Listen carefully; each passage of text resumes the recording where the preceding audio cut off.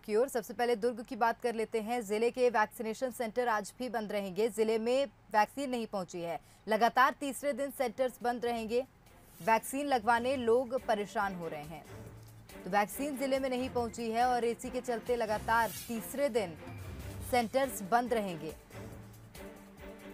Vaccine लगवाने के लिए लोग खुद भी परेशान हो रहे हैं। वैक्सीनेशन सेंटर्स आज भी बंद रहेंगे, तो अभी लोगों को और इंतजार करना होगा वैक्सीनेशन के लिए। जिले में अभी तक वैक्सीन नहीं पहुंची और लगातार तीसरे दिन सेंटर्स बंद रहेंगे।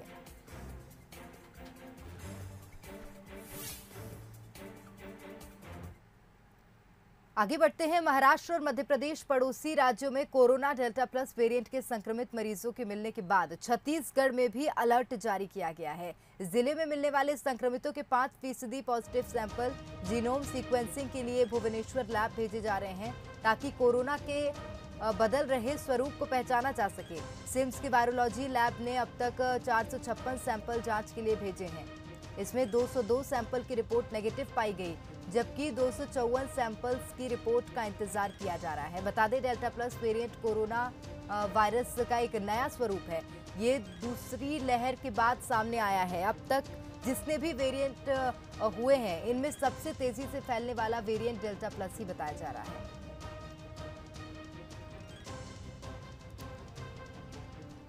वर्तमान में 456 सैंपल्स ऑलरेडी भेजे गए हैं, जिसमें से 202 का रिजल्ट आ चुका है और उसमें किसी में भी डेल्टा वेरिएंट नहीं पाया गया है और 254 के रिजल्ट अभी आना बाकी है।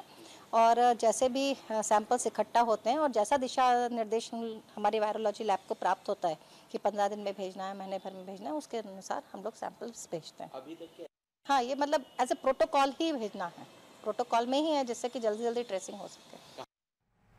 और चलिए कोरोना की बात भी कर ही लेते हैं। छत्तीसगढ़ में भी कोरोना का ग्राफ कम हुआ है। 24 घंटे में 217 नए पॉजिटिव मरीज पाए गए हैं। 359 मरीज स्वस्थ होने के बाद घर भी लौट चुके हैं और 24 घंटे में मरीजों की एक मरीज की मौत हुई है। जांजगीर चांपा में 38 कोरोना पॉजिटिव मरीज मिले और बालोदा बाजार में 21 पॉजिटिव मरीज सामने आए हैं। बस्तर में 15 पॉजिटिव मरीज मिले हैं।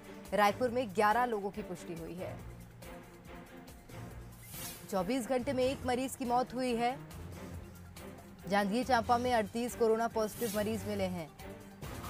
वहीं बस्तर में 15 कोरोना पॉजिटिव मरीज सामने आए और रायपुर में 11 मरीज मिले। तो कोरोना का ग्राफ छत्तीसगढ़ में कम हुआ।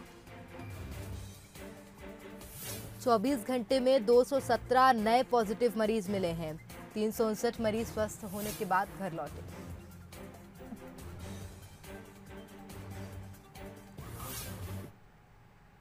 आगे बढ़ते हैं। ऑक्सीजन की कमी से देश में एक भी मौत नहीं होने वाले केंद्र के बयान पर छत्तीसगढ़ के स्वास्थ्य मंत्री टीएस सिंहदेव ने प्रतिक्रिया दी है। टीएस सिंहदेव ने कहा कि केंद्र सरकार ने कभी राज्यों से इस बात की जानकारी ही नहीं मांगी।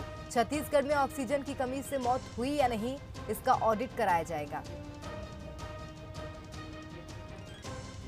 मध्य प्रदेश में कोविड और ऑक्सीजन की कमी से हुई मौतों के सवाल पर सियासत जारी है। केंद्र सरकार ने अपने एक बयान में ये बात कही है कि ऑक्सीजन की कमी से कहीं कोई मौत नहीं हुई। छत्तीसगढ़ के स्वास्थ्य मंत्री, कांग्रेस के सीनियर लीडर टीएस सिंहदेव जी हमारे साथ मौजूद हैं। सर, केंद्र की ओर से ये जो बयान है, इससे आप कितना सहमत हैं और छत्तीसगढ़ की स्थिति की बात करें तो कैसे देखते हैं इसे? केंद्र सरकार का ये बयान राज्यसभा में एक प्रश्न के उत्तर में मैं सदन को गुमराह करने वाला जवाब मानता हूँ, क्योंकि माननीय मंत्री जी ने सदन को ये बताया कि राज्य सरकारों ने जो हमको जानकारी दी है, उसमें किसी राज्य में ऑक्सीजन की कमी के कारण मृत्यु उन्होंने नहीं बताई है। सच्चाई ये है कि राज्यों से कभी पूछा ही नहीं गया। आज आप पूछ रहे हैं, मीडिया पूछ रही है, लेकिन केंद्र सरकार की किसी भी इकाई ने कम से कम छत्तीसगढ़ से कभी ये नहीं पूछा कि आपके यहाँ ऑक्सीजन की कमी के कारण कितने लोगों की मृत्यु हुई है। तो जब पूछा ही नहीं तो हमारा जवाब कैसे हो सकता है उनके पास? और वो ये कहना कि छत्तीसगढ़ ने ये जवाब दिया इसलिए हम कह रहे हैं कि छत्तीसगढ़ में किसी की मृत्यु नहीं हुई, ये और वहीं इस मामले को लेकर नेता प्रतिपक्ष धर्मलाल कौशिक का भी बयान सामने आया है। ऑक्सीजन की कमी से मौत मामले पर कौशिक ने कहा कि सिंहदेव ने कहा ऑक्सीजन की वजह से मौत नहीं हुई। महाराष्ट्र के स्वास्थ्य मंत्री और राजस्थान प्रदेश अध्यक्ष ने भी ये कहा। फिर यदि केंद्रीय स्वास्थ्य मंत्री ने कहा तो क्या गलत कहा? सरकार सुनिश्चित कर ले कि वो आखिर कहना क्या चाहती है।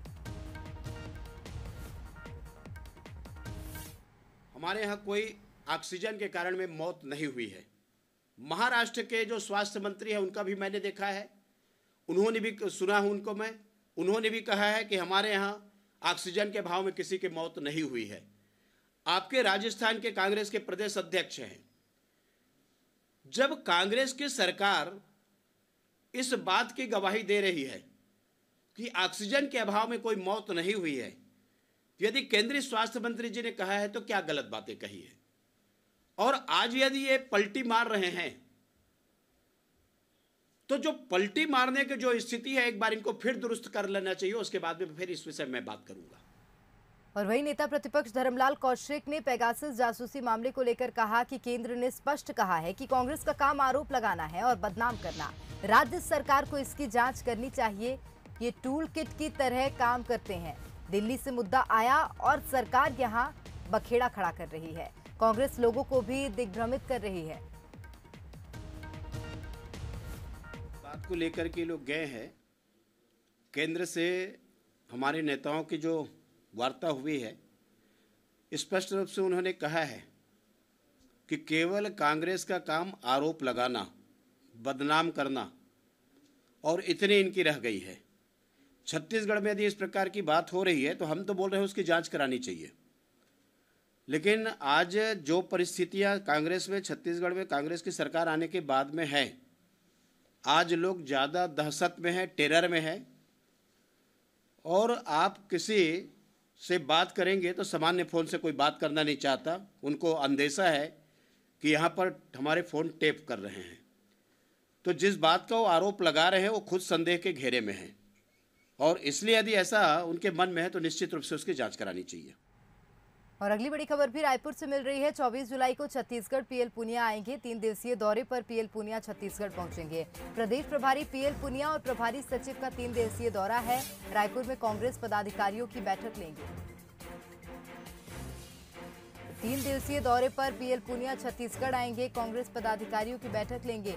तमाम विषयों पर इस बैठक में चर्चा होगी। प्रदेश प्रभारी पीएल पुनिया और प्रभारी सचिव का 3 दिवसीय दौरा है।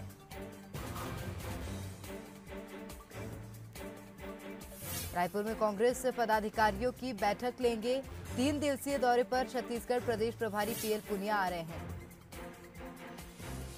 तो पीएल पुनिया और प्रभारी सचिव ये बैठक लेंगे और तमाम मुद्दों पर, तमाम विषयों पर इस बैठक में चर्चा की जाएगी।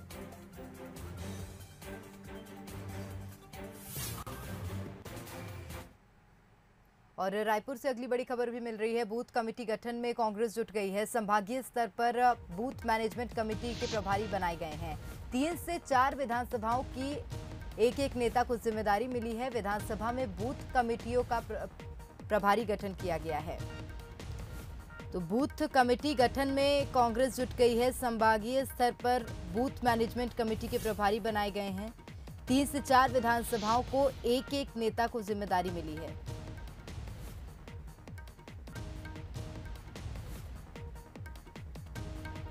और विधानसभा में बूथ कमेटियों का प्रभारी गठन करेंगे। संभागीय स्तर पर मैनेजमेंट कमेटी ने प्रभारी बना दिए हैं।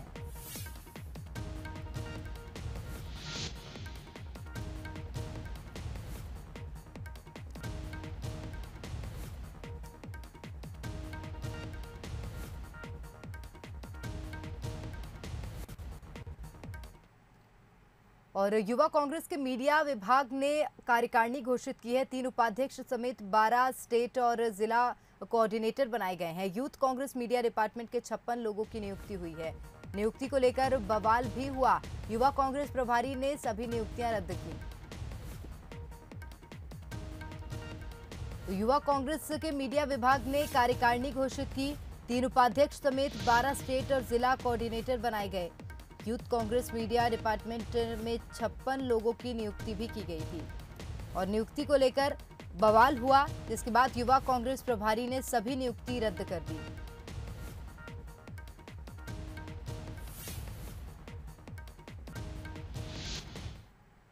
आगे बढ़ते हैं। रायपुर से खबर है, मंत्री कवासी लखमा के खिलाफ बीजेपी महिला मोर्चा ने प्रदर्शन किया। छत्तीसगढ़ प्रभारी पुरंदेश्वरी को फूलन देवी कहने का मामला था। बीजेपी महिला मोर्चा कार्यकर्ताओं ने लखमा के बंगले का घेराव किया।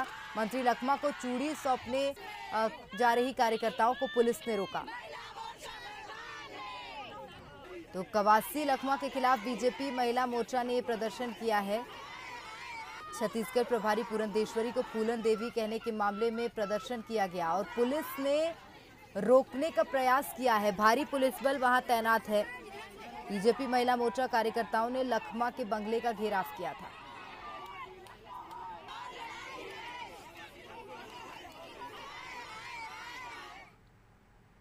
कोरिया में एक शराब दुकान को हटाने के लिए बीजेपी महिला कार्यकर्ताओं ने प्रदर्शन किया। शराब दुकान के सामने बीजेपी कार्यकर्ताओं ने टेंट लगाकर अपना विरोध जताया और दुकान को हटाने और बंद कराने की मांग की। दरअसल गोदरीपारा में एक नई अंग्रेजी शराब की दुकान खोली गई है।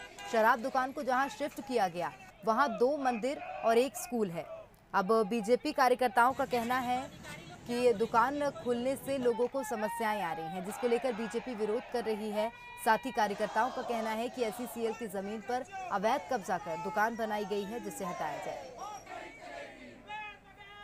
कारण है कि हमारे हिंदू धर्म के एक आस्था से जुड़ा हुआ है। यहाँ साईं मंदिर है, यहाँ हनुमान बाबा बैठे हुए हैं, उसके बीच में ये शराब दुकानें यहाँ खुला गया है। इसके लिए हमारी भारतीय जनता पार्टी की महिलाएं विरोध कर रही हैं ताकि ये दुकान बंद करें। गर्ल्स कन्या हायर सेकेंडरी की दूरी यहाँ से महज 200 मीटर की भी दूरी नहीं है।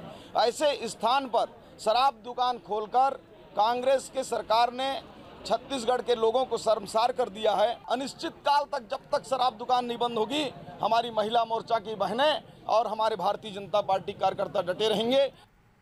और दुर्ग से खबर है, जल्द भिलाई का मैत्री बाग खुलेगा और निगम आयुक्त ने इसके आदेश भी जारी कर दिए हैं। Garden, sports complex, swimming pool को खोलने की अनुमति दे दी गई है।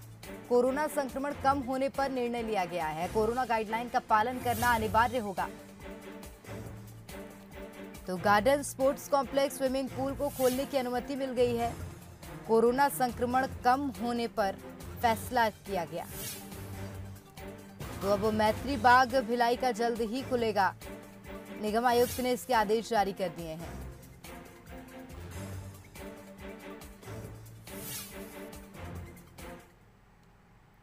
कोरोना के चलते इस साल राज्य स्तरीय शिक्षक सम्मान समारोह वर्चुअली आयोजित हुआ। राजनांदगांव कलेक्ट्रेट सभागृह में रखे गए इस कार्यक्रम में राजनांदगांव के शिक्षक और शिक्षिका को राज्य स्तरीय शिक्षक सम्मान प्रदान किया गया।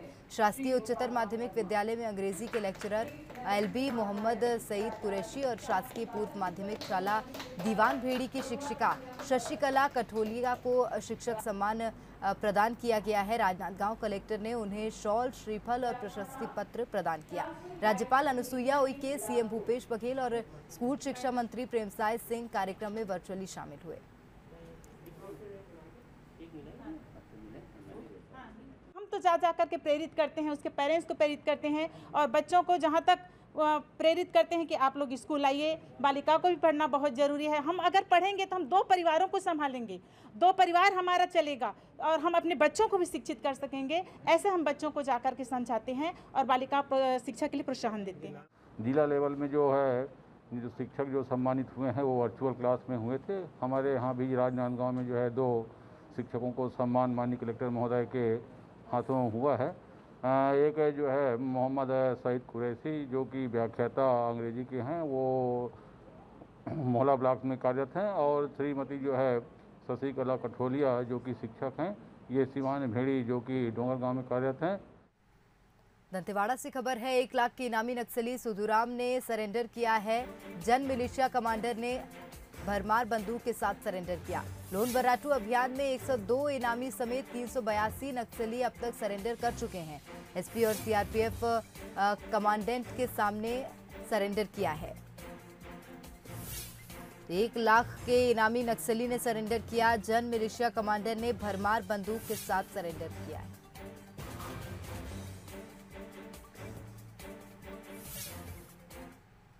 चलिए आगे बढ़ते हैं, गरियाबंद की ओर रुख करेंगे। मैनपुर रोड पर नक्सलियों ने बैनर लगाया है। नक्सलियों ने अपनी उपस्थिति दर्ज कराई है। बीते दिनों अमामोरा में ग्रामीण की हत्या की थी। शहीदी सप्ताह को लेकर बैनर लगाकर जगह जगह पर्चे भी नक्सलियों ने फेंके हैं। SP ने कहा कि नक्सलियों के हर मूवमेंट पर नजर है। नक्सलियों की हरकत का मुंह तोड़ जवाब दिया जाएगा। तो बैनर लगाया है नक्सलियों ने और अपनी उपस्थिति दर्ज कराई है। शहीदी सप्ताह को लेकर बैनर लगाकर जगह जगह नक्सलियों ने पर्चे फेंके।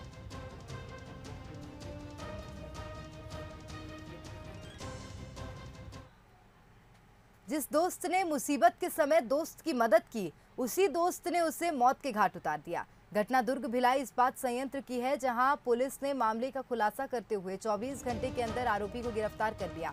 पुलिस ने बताया कि आरोपी दोस्त जगतराम उइके ने 1.5 लाख रुपए उधार लिए थे।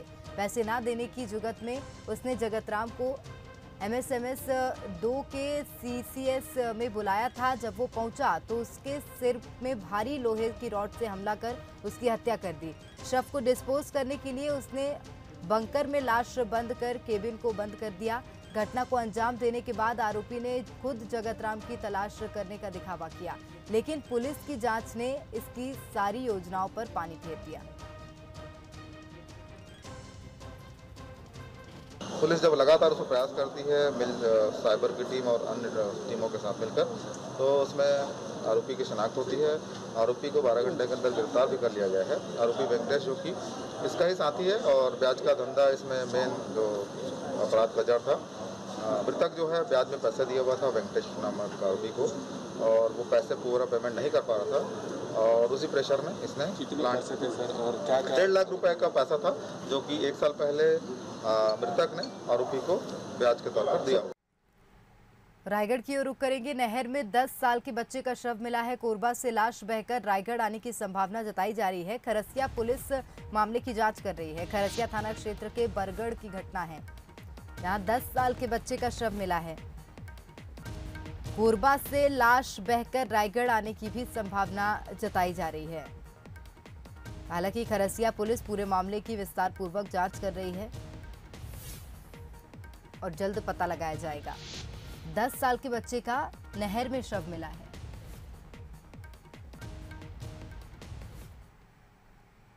बस्तर में 10 रुपए के नकली और असली सिक्कों को लेकर लोगों में आज भी असमंजस जारी है। इससे कई दुकानदार इन सिक्कों को लेने से साफ मना कर देते हैं। ऐसे ही जब दुकानदार यही सिक्का ग्राहक को देता है तो ग्राहक भी इसे लेने से इनकार ही कर देता है। सिक्कों को लेकर बाजार में फैला भ्रम इसकी सबसे बड़ी वजह मानी जा रही है। इस रिपोर्ट में देखिए।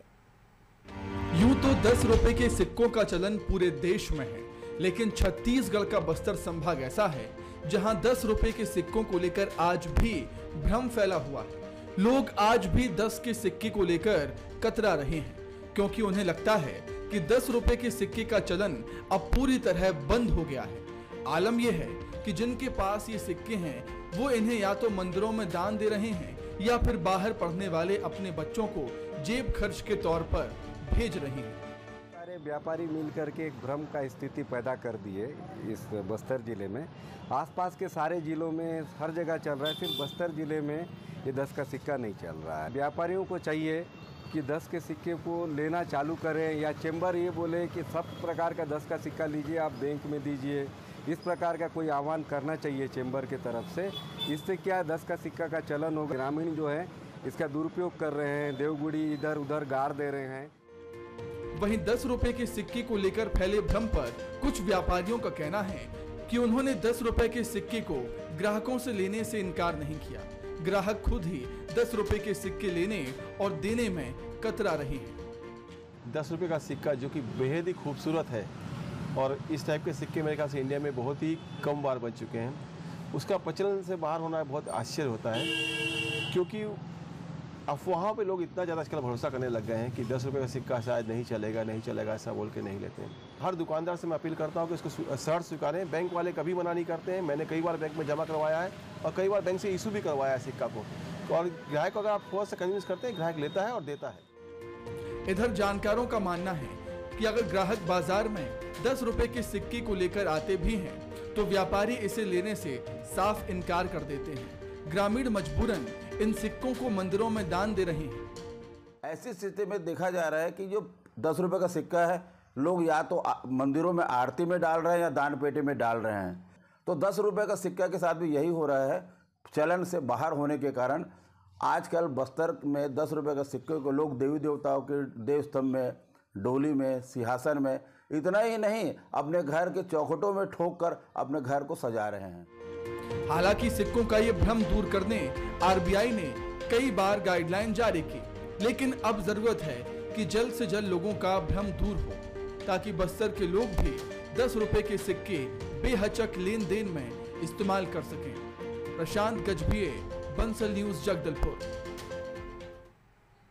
अगर कुछ बेहतर करना है तो तरीका भी बेहतर ही निकालना होगा। ऐसा ही नजारा देखने को मिला बालोद में, जहां जिले में ग्रीन कमांडो के नाम से मशहूर वीरेंद्र सिंह गुनगुनाते हुए पेड़ों पर भगवान की तस्वीरें चिपका रहे हैं ताकि इन्हें बचाया जा सके। दरअसल लोक निर्माण विभाग की ओर से 8 किलोमीटर तरौद से देहान तक बाईपास सड़क बनाना प्रस्तावित है, जिसमें सरकारी आंकड़े के अनुसार 1900 पेड़ों की बलि दी जाएगी, जबकि पर्यावरण प्रेमियों का कहना है कि आंकड़ा 20,000 तक पहुंचेगा। तो जिसके बाद बालोद जिले के पर्यावरण प्रेमियों ने विरोध करना शुरू कर दिया। शुरू में चिपको आंदोलन, फिर चौक चौराहों पर पोस्टर बैनर के जरिए, फिर रक्षा सूत्र बांधकर और अब सभी कटने वाले पेड़ों पर भगवान शंकर का फोटो लगाकर पेड़ कटने का विरोध कर रहे हैं।